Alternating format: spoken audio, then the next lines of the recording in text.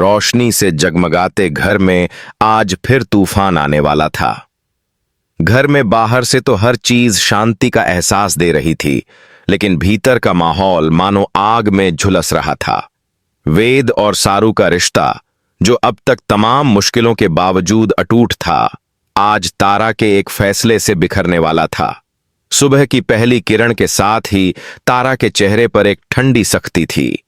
उसने अपने दिल में तय कर लिया था कि चाहे कुछ भी हो जाए, वह सारू को अब वेद से अलग कर देगी।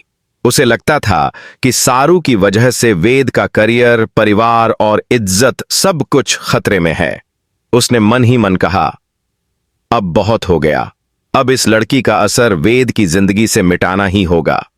दूसरी तरफ सारू, जो हमेशा हर किसी के लिए सच्चाई और मोहब्बत का प्रतीक रही, आज भी अपने प्यार पर यकीन रखती थी।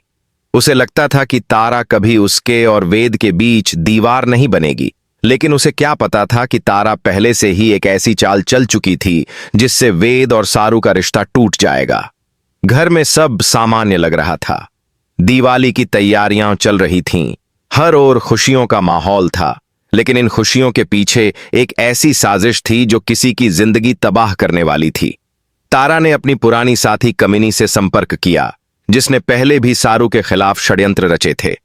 दोनों के बीच एक गुप्त मुलाकात होती है, जहां तारा कहती है, इस बार कोई गलती नहीं होनी चाहिए, मैं नहीं चाहती कि वेद दोबारा उस लड़की के पास जाए।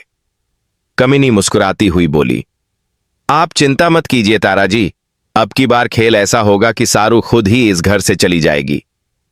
दूसरी तरफ सारू वेद के लिए मिठाई बना रही थी।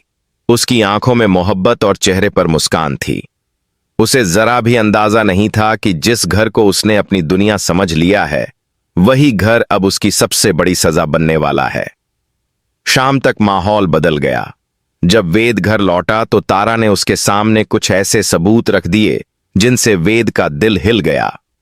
उसने कुछ नकली वीडियो दिखाए जिनमें ऐसा प्रतीत हो रहा था कि सारू किसी और से मिल रही है, किसी और से बात कर रही है। वेद के अंदर तूफान उठ गया। वह जानता था सारू कभी ऐसा नहीं कर सकती, लेकिन सबूतों की तस्वीरें उसकी आंखों के सामने थीं। तारा ने एक भावुक आवाज में कहा, बेटा, मैं तुम्हें सच से दूर नहीं रख सकती।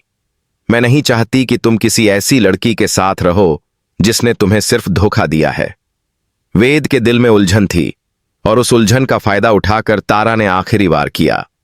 उसने मीडिया में सारू के खिलाफ एक अफवाह फैला दी कि वह वेद के साथ सिर्फ उसके पैसे के लिए रह रही थी।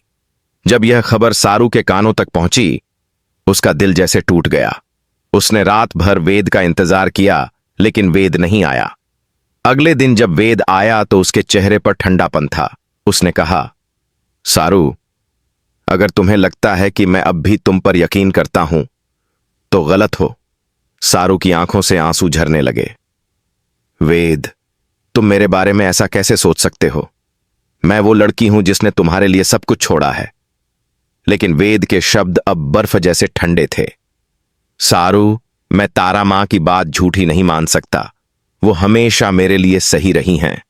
यह सुनते ही सारू का दिल चकनाचूर हो गया। उस पल उसने अपने जीवन की सबसे बड़ी तकलीफ झेली, अपने ही प्यार से बेवजह अलग होने की।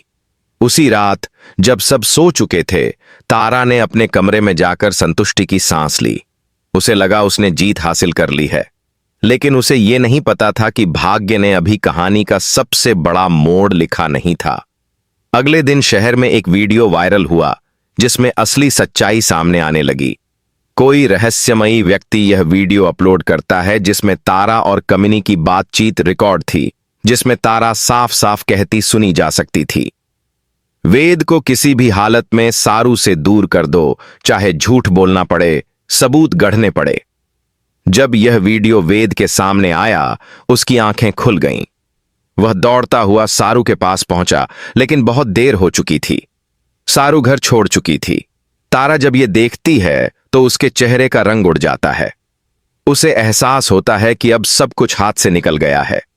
शहर की सड़कों पर भीगती बारिश में अकेली चलती सारू के पास सिर्फ एक सवाल था, क्या सच्चा प्यार इतना कमजोर होता है कि किसी की बातों से टूट जाए? उसी पल पीछे से वेद की आवाज आई, सारू रुको। लेकिन सारू बिना पीछे मुड़े चली गई। उसने अपने दिल में कसम खाई, अब मैं किसी की वजह से नहीं टूटूंगी। अब मैं अपनी सच्चाई खुद साबित करूंगी। और वहीं से शुरू हुआ सारू की नई जिंदगी का पहला कदम, जहां उसे अब सिर्फ अपने हक की लड़ाई लड़नी थी, अपने प्यार की नहीं, अपनी पहचान की।